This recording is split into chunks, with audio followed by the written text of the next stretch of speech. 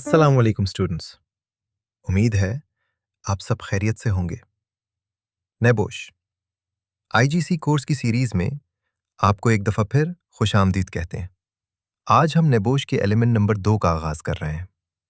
इस एलिमेंट में हम समझेंगे कि health and safety management systems यानी OHSMS किस तरह काम करते हैं और एक मुअस्सर सिस्टम नज़र कैसा आता है। हर कामयाब ऑर्गेनाइजेशन सिर्फ एक्सीडेंट्स होने का इंतज़ार नहीं करती, बल्कि वो पहले से प्लानिंग करती है, हज़ार्ड्स को आइडेंटिफाई करती है और रिस्क्स को कंट्रोल करती है। इसी स्ट्रक्चर्ड अप्रोच को health and safety management system कहा जाता है। इस एलिमेंट में हम पॉलिसी, रिस्पॉन्सिबिलिटीज, प्लानिंग, मॉनिटरिंग और कंटिन्यूअल इंप्रूवमेंट जैसे अहम टॉपिक्स को डिटेल में कवर करेंगे। साथ ही हम ILO, OSH 2001 और ISO 45001 जैसे इंटरनेशनल स्टैंडर्ड्स को भी समझेंगे, जो ऑर्गेनाइजेशंस को एक मजबूत और इफेक्टिव सेफ्टी मैनेजमेंट सिस्टम बनाने में मदद देते हैं। Learning objectives of this element. इस एलिमेंट के एंड तक आप occupational health and safety management system के बुनियादी कंपोनेंट्स को समझ सकेंगे। आप यह भी जान सकेंगे कि फॉर्मल या certified health and safety management system रखना ऑर्गेनाइजेशंस के लिए क्यों फायदेमंद होता है। हम उन तमाम की इंग्रेडिएंट्स पर भी बात करेंगे जो एक इफेक्टिव OHSMS को कामयाब बनाते हैं। इनमें health and safety policy, responsibilities, arrangements, planning और मॉनिटरिंग शामिल हैं। इन तमाम चीजों को समझना आपको यह जानने में मदद देगा कि organisations health and safety risks को किस तरह सिस्टमैटिक तरीके से मैनेज करती हैं और वर्क प्लेस को ज्यादा सेफ बनाती हैं। एलिमेंट 2.1। अब हम occupational health and safety management systems को डिटेल में समझते हैं। OHSMS एक स्ट्रक्चर्ड सिस्टम होता है जो पॉलिसीज, प्रोसीजर्स और प्रोसेसेस का मजमूआ होता है। इसका मकसद वर्कप्लेस में मौजूद हज़ार्ड्स और रिस्क्स को आइडेंटिफाई करना और उन्हें कंट्रोल करना होता है। यह सिस्टम इंश्योर करता है कि हेल्थ और सेफ्टी सिर्फ एक डिपार्टमेंट की जिम्मेदारी न हो, बल्कि पूरी ऑर्गेनाइजेशन का हिस्सा हो। एक इफेक्टिव OHSMS ऑर्गेनाइजेशंस को एक्सीडेंट्स और इल हेल्थ से बचाता है, लीगल रिक्वायरमेंट्स को पूरा करने में मदद देता है और ओवरऑल सेफ्टी परफॉर्मेंस को इंप्रूव करता है। इसका अल्टीमेट गोल वर्कर्स की हिफाजत और सेफ वर्किंग एनवायरनमेंट को फराहम करना होता है। ज़्यादातर health and safety management systems PDCA cycle पर मबनी होते हैं। PDCA का मतलब है प्लान, दो, चेक और एक्ट।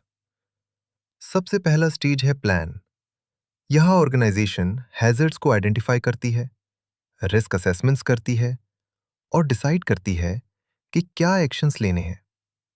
दो स्टेज में ऑर्गेनाइजेशन अपनी प्लानिंग को इम्प्लीमेंट करती है, ट्रेनिंग दी जाती है, रिसोर्सेज प्रोवाइड की जाती हैं और कंट्रोल्स लगाए जाते हैं। चेक स्टेज में ये देखा जाता है कि जो अरेंजमेंट्स इम्प्लीमेंट की गई हैं वो इफेक्टिव है या नहीं। मॉनिटरिंग, इंस्पेक्शंस और परफॉर्मेंस रिव्यूज इसी स्टेज का हिस्सा होते हैं। आखिरी स्टेज एक्ट है। अगर कोई कमी या वीकनेस नजर आए तो उसे इंप्रूव किया जाता है। इस तरह ये साइकिल लगातार चलती रहती है और ऑर्गेनाइजेशन हर वक्त अपनी सेफ्टी परफॉर्मेंस को बेहतर बनाती रहती है। इंटरनेशनल लेबर ऑर्गेनाइजेशन यानी ILO ने ILO OSH 2001 गाइडलाइंस तैयार की थीं ताकि organisations effective health and safety management systems develop कर सकें। ये फ्रेमवर्क चंद बुनियादी एलिमेंट्स पर मुश्तमिल है। सबसे पहले पॉलिसी आती है, जो ऑर्गेनाइजेशन के कमिटमेंट को जाहिर करती है। इसके बाद ऑर्गेनाइजिंग आता है, जहां रूल्स, रिस्पॉन्सिबिलिटीज और कम्युनिकेशन अरेंजमेंट्स डिफाइन की जाती है। प्लानिंग एंड इम्प्लीमेंटिंग के स्टेज में हैजर्ड्स आइडेंटिफाई किए जाते हैं, रिस्क्स असेस किए जाते हैं और कंट्रोल्स इम्प्लीमेंट किए जाते हैं। इवैल्यूएशन के जरिए सिस्टम की इफेक्टिवनेस को मॉनिटर किया जाता है। ऑडिट, मैनेजमेंट सिस्टम का इंडिपेंडेंट रिव्यू होता है और आखिर में एक्शन फॉर इम्प्रूवमेंट के जरिए वीकनेसेस को दूर करके सिस्टम को मजीद बेहतर बनाया जाता है। ये तमाम एलिमेंट्स मिलकर एक मजबूत health and safety management system बनाते हैं। अब हम ILO OSH 2001 पहले 3 कंपोनेंट्स को डिटेल में समझते हैं। सबसे पहला कंपोनेंट पॉलिसी है। हेल्थ एंड सेफ्टी पॉलिसी एक ऑफिशियल स्टेटमेंट होती है जो ऑर्गेनाइजेशन के कमिटमेंट को जाहिर करती है। यह वर्कर्स को बताती है कि मैनेजमेंट सेफ्टी को कितनी अहमियत देती है। दूसरा कंपोनेंट ऑर्गेनाइजिंग है। इसमें हेल्थ और सेफ्टी के रोल्स और रिस्पॉन्सिबिलिटीज डिफाइन की जाती हैं। हर एम्प्लॉई को मालूम होना चाहिए कि उसकी जिम्मेदारी क्या है। तीसरा कंपोनेंट प्लानिंग एंड इम्प्लीमेंटिंग है। यहाँ ऑर्गेनाइजेशन हैजर्ड्स आइडेंटिफाई करती है, रिस्क्स असेस करती है और कंट्रोल्स इंप्लीमेंट करती है। रिस्क असेसमेंट इस प्रोसेस का बहुत अहम हिस्सा है क्योंकि इसी के जरिए हीजन्स और उनके रिस्क्स को समझा जाता है। जब कंट्रोल्स इंप्लीमेंट हो जाएं, तो उनकी इफेक्टिवनेस को चेक करना जरूरी होता है। इसीलिए एवेल्युएशन की जाती है। इवैल्यूएशन के जरिए मॉनिटरिंग, इंस्पेक्शंस और रिव्यूज की मदद से यह देखा जाता है कि ऑब्जेक्टिव्स अचीव हो रहे हैं या नहीं। इसके बाद ऑडिट आता है। ऑडिट मैनेजमेंट सिस्टम का इंडिपेंडेंट और सिस्टमैटिक रिव्यू होता है। ऑडिट यह वेरीफाई करता है कि सिस्टम वाकई इफेक्टिव है या नहीं। अगर कोई इश्यूज या वीकनेसेस सामने आती हैं, तो एक्शन फॉर इम्प्रूवमेंट लिया जाता है। करेक्टिव एक्शंस इंप्लीमेंट किए जाते हैं ताकि प्रॉब्लम्स दोबारा पैदा न हों। इसी प्रोसेस के नतीजे में कंटिन्यूअल इंप्रूवमेंट हासिल होती है। यानी ऑर्गेनाइजेशन वक्त के साथ अपनी हेल्थ और सेफ्टी परफॉर्मेंस को लगातार बेहतर बनाती रहती है। ISO 45001 दुनिया भर में सबसे मशहूर occupational health and safety management system standard है। ये ऑर्गेनाइजेशंस को एक स्ट्रक्चर्ड फ्रेमवर्क प्रोवाइड करता है जिसके जरिए वर्क प्लेस रिस्क्स को रिड्यूस किया जा सकता है और वर्कर सेफ्टी को इम्प्रूव किया जा सकता है। ISO 45001 का एक बड़ा फायदा ये है कि ऑर्गेनाइजेशंस एक्सटर्नल ऑडिट के बाद सर्टिफिकेशन हासिल कर सकती हैं। यह सर्टिफिकेशन क्लाइंट्स और स्टेक होल्डर्स को यह यकीन दिलाती है कि ऑर्गेनाइजेशन का health and safety management system मजबूत और इफेक्टिव है। ISO 45001 को इस तरह डिजाइन किया गया है कि यह ISO 9001 और ISO 14001 के साथ आसानी से इंटीग्रेट हो सके। इससे ऑर्गेनाइजेशंस एक ही फ्रेमवर्क में क्वालिटी, इन्वायरमेंट और हेल्थ एंड सेफ्टी को मैनेज कर सकती हैं। नतीजातन परफॉर्मेंस इंप्रूव होती है और बिजनेस की क्रेडिबिलिटी भी बढ़ जाती है। अब हम एलिमेंट 2 का अगला टॉपिक डिस्कस करते हैं जिसका नाम है making the management system work, the health and safety policy. अब तक हमने समझा कि health and safety management system क्या होता है और किस तरह काम करता है। लेकिन सिर्फ सिस्टम बना लेना काफी नहीं होता। अगर ऑर्गेनाइजेशन के पास clear health and safety policy ही ना हो, तो एम्प्लॉयज को पता ही नहीं चलेगा कि ऑर्गेनाइजेशन का सेफ्टी के हवाले से विजन क्या है और किस डायरेक्शन में काम करना है। इसीलिए हर successful health and safety management system की बुनियाद एक मजबूत हेल्थ एंड सेफ्टी पॉलिसी होती है। अब हम डिटेल में समझेंगे कि हेल्थ एंड सेफ्टी पॉलिसी क्या होती है, इसमें क्या शामिल होता है और ये वर्क प्लेस सेफ्टी को किस तरह इंप्रूव करती है। अब हम अगला टॉपिक डिस्कस करते हैं, introduction to health and safety policies. Health and safety policy एक ऑफिशियल डॉक्यूमेंट होता है जो किसी भी ऑर्गेनाइजेशन के health and safety management system की फाउंडेशन स्टोन यानी बुनियाद होता है। इस डॉक्यूमेंट में ऑर्गेनाइजेशन अपने एम्स और ऑब्जेक्टिव्स को क्लियरली डिफाइन करती है। यानी ऑर्गेनाइजेशन यह बताती है कि सेफ्टी के हवाले से उसका मिशन क्या है और वो किस लेवल की सेफ्टी अचीव करना चाहती है। पॉलिसी सिर्फ गोल्स ही डिफाइन नहीं करती, बल्कि यह भी बताती है कि इन गोल्स को अचीव करने की रिस्पॉन्सिबिलिटी किसकी होगी। हर लेवल पर रिस्पॉन्सिबिलिटीज असाइन की जाती हैं। इसके साथ पॉलिसी यह भी एक्सप्लेन करती है कि ऑर्गेनाइजेशन इन ऑब्जेक्टिव्स को अचीव करने के लिए क्या अरेंजमेंट्स और प्रोसीजर्स फॉलो करेगी। हर ऑर्गेनाइजेशन की पॉलिसी उसके बिजनेस, साइज, हजर्ड्स और लीगल रिक्वायरमेंट्स के मुताबिक डिफरेंट होती है। इसलिए एक कंपनी की पॉलिसी दूसरी कंपनी से मुख्तलिफ हो सकती है। यहाँ एक इम्पॉर्टेंट बात याद रखें। हेल्थ एंड सेफ्टी पॉलिसी को मैनेजमेंट सिस्टम के पॉलिसी एलिमेंट के साथ कंफ्यूज नहीं करना चाहिए। यह एक प्रैक्टिकल रिटन डॉक्यूमेंट होता है जो एम्प्लॉइज के लिए गाइडेंस प्रोवाइड करता है। अब हम अगला टॉपिक डिस्कस करते हैं, स्टैंडर्ड्स एंड गाइडेंस।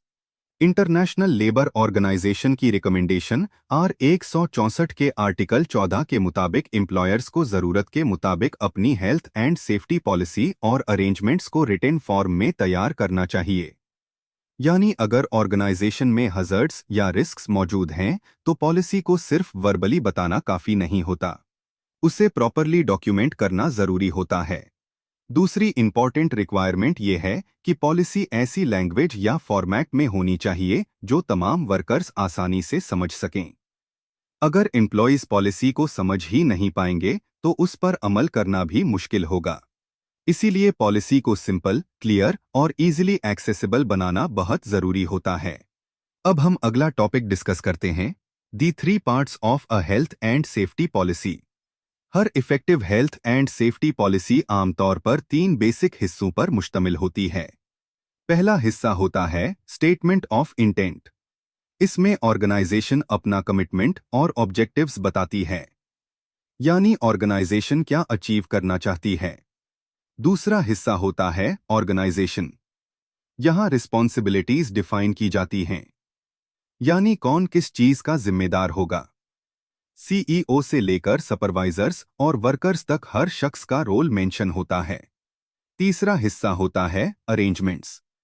यहाँ डिटेल में बताया जाता है कि ऑब्जेक्टिव्स को प्रैक्टिकल तौर पर किस तरह इंप्लीमेंट किया जाएगा, जैसे training, risk assessments, emergency procedures और monitoring.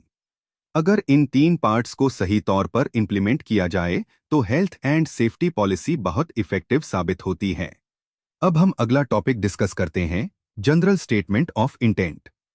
Statement of intent policy का सबसे इंपॉर्टेंट हिस्सा होता है। इसी सेक्शन में सीनियर मैनेजमेंट ऑफिशियली अनाउंस करती है कि ऑर्गेनाइजेशन हेल्थ एंड सेफ्टी को कितनी इंपॉर्टेंस देती है। इसमें ओवरऑल एम्स और ऑब्जेक्टिव्स मेंशन किए जाता हैं। साथ ही ऑर्गेनाइजेशन कमिटमेंट करती है कि वो तमाम लीगल रिक्वायरमेंट्स को फॉलो करेगी। स्टेटमेंट में यह भी बताया जाता है कि ऑर्गेनाइजेशन अपने हेल्थ एंड सेफ्टी स्टैंडर्ड्स को कंटिन्यूअसली इंप्रूव करेगी। यह डॉक्यूमेंट तमाम वर्कर्स को उनकी रिस्पॉन्सिबिलिटीज भी याद दिलाता रहता है। सबसे इंपॉर्टेंट बात यह है कि स्टेटमेंट ऑफ इंटेंट को ऑर्गेनाइजेशन के सबसे सीनियर पर्सन जैसे सीईओ या मैनेजिंग डायरेक्टर साइन और डेट करता है। इसके बाद पॉलिसी को रेगुलर इंटरवल्स पर रिव्यू भी किया जाता है ताकि वो हमेशा अपडेटेड रहे। अब हम अगला टॉपिक डिस्कस करते हैं, स्मार्ट ऑब्जेक्टिव सेट करते वक्त की बातों का ख्याल रखना चाहिए। सबसे पहले यह डिसाइड किया जाता है कि ऑब्जेक्टिव्स को सेट कौन करेगा। अक्सर सीनियर मैनेजमेंट और हेल्थ एंड सेफ्टी प्रोफेशनल्स मिलकर ऑब्जेक्टिव्स तैयार करते हैं।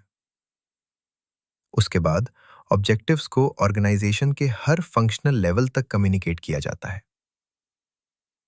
ऑब्जेक्टिव्स बनाते वक्त लीगल रिक्वायरमेंट्स को भी मद्देनजर रखा जाता है। वर्कप्लेस के हजार्ड्स और रिस्क्स भी कंसिडर किए जाते हैं। अगर नई टेक्नोलॉजी अवेलेबल हो जो सेफ्टी इंप्रूव कर सके तो उसे भी इंक्लूड किया जाता है। फाइनेंशियल और ऑपरेशनल लिमिटेशंस को भी इग्नोर नहीं किया जा सकता है। और आखिर में इंटरेस्टेड पार्टीज जैसे वर्कर्स, क्लाइंट्स और रेगुलेटर्स की एक्सपेक्टेशंस को भी कंसिडर किया जाता है। अब हम अगला टॉपिक डिस्कस करते हैं, ऑर्गेनाइजेशनल रोल्स एंड रिस्पॉन्सिबिलिटीज। किसी भी ऑर्गेनाइजेशन में हेल्थ एंड सेफ्टी तभी इफेक्टिव होती है जब हर शख्स को अपनी रिस्पॉन्सिबिलिटी का पता हो। इस सेक्शन में हेल्थ एंड सेफ्टी के चेन ऑफ कमांड को डिफाइन किया जाता है, यानी किस लेवल पर कौन रिपोर्ट करेगा और किसकी अकाउंटेबिलिटी होगी। पॉलिसी हर एम्प्लॉय के रोल्स और रिस्पॉन्सिबिलिटीज को क्लियरली एक्सप्लेन करती है। अक्सर इस सेक्शन के साथ एक ऑर्गेनाइजेशनल चार्ट भी दिया जाता है। इस चार्ट की मदद से कम्युनिकेशन और रिपोर्टिंग लाइंस को समझना बहुत आसान हो जाता है। क्लियर रिस्पॉन्सिबिलिटीज कंफ्यूजन को खत्म करती हैं और अकाउंटेबिलिटी को इंप्रूव करती हैं। अब हम अगला टॉपिक डिस्कस करते हैं, health and safety organisation chart. इस चार्ट में आप देख सकते हैं कि सबसे ऊपर मैनेजिंग डायरेक्टर या सीईओ होता है। उसके बाद डायरेक्टर्स, मैनेजर्स, सुपरवाइजर्स और एम्प्लॉयज आते हैं। हेल्थ एंड सेफ्टी एडवाइजर तमाम लेवल्स को टेक्निकल एडवाइस और सपोर्ट प्रोवाइड करता है। इस चार्ट का मकसद सिर्फ हायरार्की दिखाना नहीं होता, बल्कि यह कम्युनिकेशन और रिपोर्टिंग सिस्टम को भी क्लियर करता है। अगर वर्कप्लेस में कोई सेफ्टी इशू पैदा हो तो एम्प्लॉयज को पता होता है कि उसे किस को रिपोर्ट करना है और किस लेवल पर एक्शन लिया जाएगा। अब हम अगला टॉपिक डिस्कस करते हैं, रिस्पॉन्सिबिलिटीज ऑफ डिफरेंट पीपल। सबसे ज्यादा रिस्पॉन्सिबिलिटी सीईओ या मैनेजिंग डायरेक्टर की होती है। वो ऑर्गेनाइजेशन की हेल्थ एंड सेफ्टी परफॉर्मेंस के लिए अल्टीमेटली अकाउंटेबल होते हैं। मैनेजमेंट की रिस्पॉन्सिबिलिटी होती है कि पॉलिसी को डेली बेसिस पर इंप्लीमेंट करे। एम्प्लॉयज की रिस्पॉन्सिबिलिटी होती है कि वो सेफ वर्किंग प्रैक्टिसेस फॉलो करें और रूल्स की पाबंदी करें। कुछ कॉम्पिटेंट पर्सन्स भी अपॉइंट किए जाते हैं, जैसे फर्स्ट एडर्स और फायर मार्शल। इनका रोल इमरजेंसी सिचुएशंस में सपोर्ट प्रोवाइड करना होता है। Health and safety practitioners management और वर्कर्स को प्रोफेशनल एडवाइस देते हैं ताकि वर्कप्लेस हमेशा सेफ रहें। अब हम अगला टॉपिक डिस्कस करते हैं, अरेंजमेंट्स। पॉलिसी का तीसरा हिस्सा अरेंजमेंट्स होता है। यहां प्रैक्टिकल प्रोसीजर्स डिफाइन किए जाता हैं, जैसे रिस्क असेसमेंट्स करना, एम्प्लॉयज को इंफॉर्मेशन, इंस्ट्रक्शन और ट्रेनिंग प्रोवाइड करना, एक्सीडेंट्स और नियर मिसेस की रिपोर्टिंग और इन्वेस्टिगेशन करना, वर्कर्स के साथ कंसल्टेशन करना, safe systems of work develop करना, फर्स्ट एड और वेलफेयर फैसिलिटीज मेंटेन करना, फायर प्रिवेंशन और इमरजेंसी प्रोसीजर्स बनाना, और कंप्लायंस को मॉनिटरिंग और ऑडिटिंग के जरिए रेगुलरली चेक करना। यह तमाम अरेंजमेंट्स वर्कप्लेस को प्रैक्टिकल तौर पर सेफ बनाता है। अब हम अगला टॉपिक डिस्कस करते हैं, specific risks and problems. Her organisation के अपने स्पेसिफिक हैजर्ड्स होते हैं, इसलिए पॉलिसी में उन हैजर्ड्स के लिए भी अरेंजमेंट्स होने चाहिए, जैसे लोन वर्किंग के लिए प्रोसीजर्स, नॉइज और vibration exposure controls, hazard substances से बचाव, ट्रांसपोर्ट रिस्क्स का मैनेजमेंट, हेल्थ सर्वेलेंस और वेस्ट डिस्पोजल के सेफ प्रोसीजर्स। यानी पॉलिसी सिर्फ जनरल रूल्स तक महदूद नहीं होती, बल्कि वर्कप्लेस के स्पेसिफिक हैजर्ड्स को भी एड्रेस करती है। अब हम इस सेक्शन का आखिरी टॉपिक डिस्कस करते हैं, reviewing the health and safety policy. Health and safety policy एक दफा बनाकर हमेशा के लिए नहीं छोड़ दी जाती। इसे वक्त के साथ रेगुलरली रिव्यू करना जरूरी होता है। रिव्यू उस वक्त किया जाता है जबकि पर्सनल चेंज हो जाए, मैनेजमेंट स्ट्रक्चर या वर्क प्रोसेसेस बदल जाए, नई टेक्नोलॉजी इंट्रोड्यूस हो, लीगल रिक्वायरमेंट्स अपडेट हो जाए, कोई एक्सीडेंट या मेजर इंसिडेंट हो, ऑडिट के बाद रिकमेंडेशंस मिले, वर्कर्स कंसल्टेशन के जरिए नई सजेशंस दें, या सिर्फ इसलिए कि एनुअल रिव्यू का टाइम आ गया हो। पॉलिसी को रेगुलरली अपडेट करना ही एक effective health and safety management system की निशानी होती है। इस एलिमेंट में हमने हेल्थ एंड सेफ्टी पॉलिसी के बारे में डिटेल से सीखा। हमने समझा कि हेल्थ एंड सेफ्टी पॉलिसी किसी भी ऑर्गेनाइजेशन के health and safety management system की बुनियाद होती है। हमने देखा कि एक effective health and safety policy organisation के एम्स और ऑब्जेक्टिव्स को डिफाइन करती है, रिस्पॉन्सिबिलिटीज असाइन करती है और बताती है कि उन ऑब्जेक्टिव्स को प्रैक्टिकल तौर पर किस तरह अचीव किया जाएगा। इसके बाद हमने इंटरनेशनल गाइडेंस यानी ILO रिकमेंडेशन R164 के मुताबिक पॉलिसी की रिक्वायरमेंट्स को भी समझा। हमने हेल्थ एंड सेफ्टी पॉलिसी के 3 अहम हिस्सों को डिटेल में डिस्कस किया, यानी स्टेटमेंट ऑफ इंटेंट, ऑर्गेनाइजेशन और अरेंजमेंट्स। हमने ये भी सीखा कि जनरल स्टेटमेंट ऑफ इंटेंट में मैनेजमेंट अपना हेल्थ एंड सेफ्टी के लिए कमिटमेंट जाहिर करती है और लीगल कंप्लायंस का वादा करती है। उसके बाद हमने स्मार्ट ऑब्जेक्टिव्स के बारे में जाना और समझा कि ऑब्जेक्टिव्स हमेशा स्पेसिफिक, मेजरेबल, अचीवेबल, रीजनेबल और टाइम बाउंड होने चाहिए। हमने ऑर्गेनाइजेशनल रोल्स एंड रिस्पॉन्सिबिलिटीज को भी डिटेल में डिस्कस किया और समझा कि सीईओ से लेकर हर एम्प्लॉय तक हर शख्स की अपनी एक रिस्पॉन्सिबिलिटी होती है। इसके बाद हमने अरेंजमेंट्स को समझा, जिनमें risk assessments, training, safe systems of work, emergency procedures, monitoring और ऑडिटिंग जैसे इंपॉर्टेंट टॉपिक्स शामिल थे।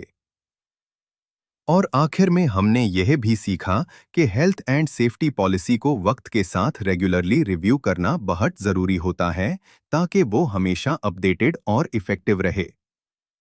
उम्मीद है कि अब आपको एलिमेंट 2.2 की पूरी समझ आ गई होगी और हेल्थ एंड सेफ्टी पॉलिसी का कॉन्सेप्ट बिल्कुल क्लियर हो गया होगा। अगर आपको ये लेक्चर पसंद आया हो तो हमारे YouTube चैनल नेशनल अकेडमी को ज़रूर सब्सक्राइब करें। अपना बहुत सारा ख्याल रखें। मिलते हैं अगले लेक्चर में। अल्लाह हाफिज।